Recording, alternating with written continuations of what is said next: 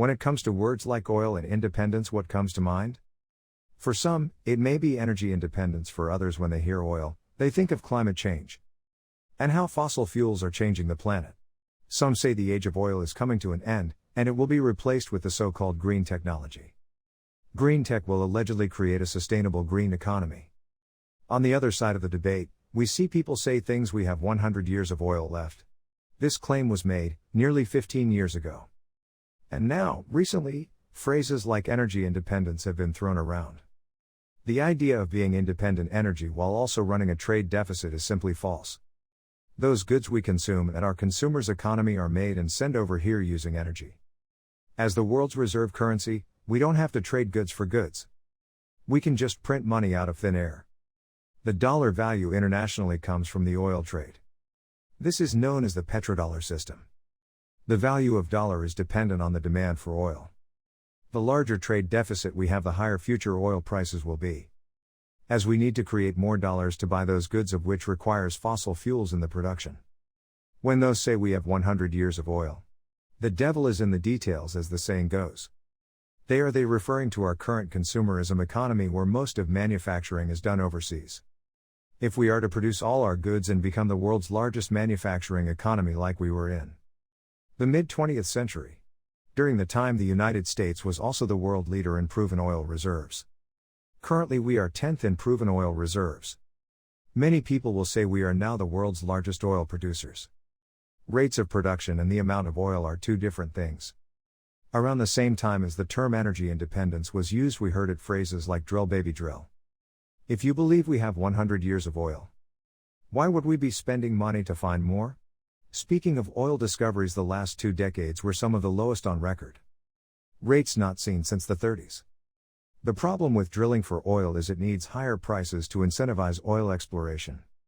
Since the easy to produce oil has already been found, we have to spend more money and energy to get the rest of the ground. This is sometimes referred to as the low-hanging fruit principle. The difference between the oil discovery then in the 30s, or when was first discovered, compared to today is the cost per barrel of oil.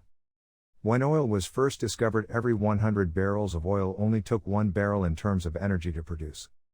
Now in the 21st century, most of American oil production is from shale oil and tar sands. Yes, these methods may be producing oil in the short term, but is it a long-term solution? Not we looking at in terms of energy invest versus energy return. The current return on invest for shale and tar sands is only around 10 to 1. As oil discoveries decline like they have been, this ratio will only decrease. If it gets to the point where the ratio is 1 to 1, it will not matter how much is in the ground, because you're not putting the same energy in as you are getting out. An example of this is corn ethanol. Yes, it's a renewable energy source, but it takes as much energy to produce it than produces. About 10% of gasoline is ethanol.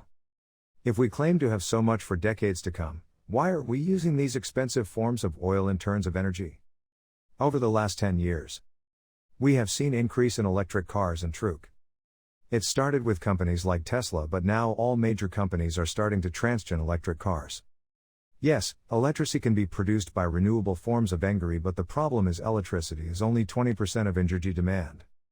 Anything that runs on electricity requires batteries, which for things like transportation would be a problem.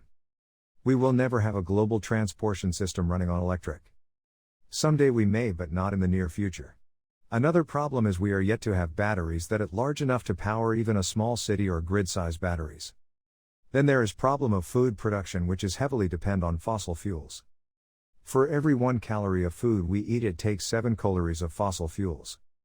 The amount of fossil fuels in food production is mostly due to our large-scale farming. Since World War II, our food system has been farming out in the country, then has been sent to the cities and suburbs. Some solutions could be a more local food system where communities grow their own foods. Another solution is to promote seasonal foods as well as organically grown food. Something that electricity cannot replace is clothing production. The United States is the world's largest economy, about 70% of which is consumerism. The vast majority of which is goods that are sent over here in large cargo ships that are fueled by fossil fuels. Yes, in theory they could be powered by things such as wind power with sails. But this would mean the time it takes for the products to get here would take much longer to get here. Something that electricity cannot replace is clothing production. About 10% of fossil fuel demand comes from clothing production. Clothing is just one part of a consumer economy. What would Christmas be without consumerism? When Christmas first started, it was centered around the idea of giving gifts to children. Now it's where most retail stores make most of their money. The whole idea around consumerism is instant gratification. This puts more value in the now without any regard for the future. During this time we saw an increase of credit cards. We have seen the expansion of consumerism. Some of the first credit cards were store cards such as Macy's. Another example of consumerism would be the need for the latest and greatest tech such as smartphones. Only about 20% of smartphones are recycled. That means the other 80% end up in landfills. If someone was to charge a smartphone from renewable energy, it would take the entire life cycle of the battery to equal the amount of carbon emissions from the production of the phone. Also means the fossils, fuels and other natural resources such as gold and silver such sit there in the ground that could be put to use. Appliances that used to last decades now only last a few years because they want you to buy more. The typical response is we need to spend less or consumer so we don't fill up the landfills. But those products were created by fossils, fuels and got shipped over here with fossil fuels. I often hear people claim they're enslaved to consumerism as if by they are forced to take part in it.